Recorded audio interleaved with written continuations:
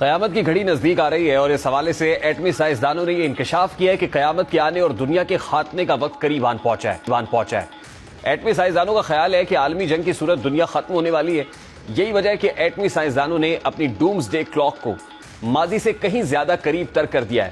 ایٹمی سائنسدانوں نے کلاک کو رات 12 بجے سے 89 سیکنڈ پہلے پر سیٹ کر دیا ہے، جو کہ تباہی کے نظریاتی مقام کا اشارہ ہے۔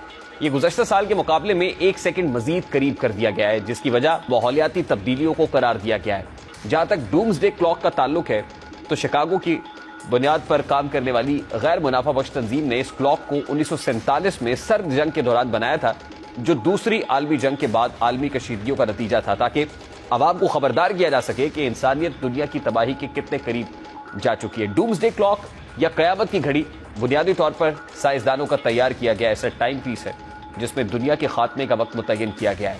یہ ایک علامتی گھڑی ہے۔ اس گھڑی میں خاتمے کے وقت کا تعین کرنے کے لیے دنیا کے اندر جاری سیاسی تنازعات، جنگوں، خطرناک ہتھیاروں کی موجودگی اور ان سے پھیلنے والی ممکنہ تباہی، ٹیکنالوجی، موسمیاتی تبدیلیوں، دباؤ اور دیگر عوامل کو پیش نظر رکھا جاتا ہے۔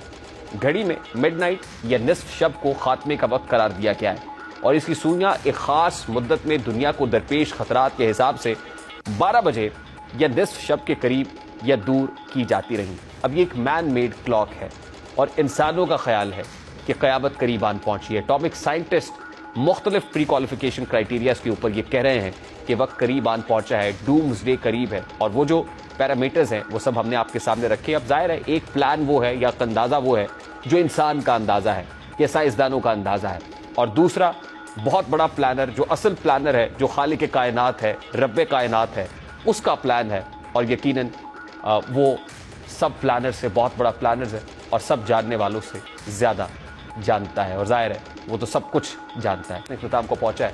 آپ سے ملاقات ہوگی انشاءاللہ کل۔ اپنا رکھیے خیال۔ اللہ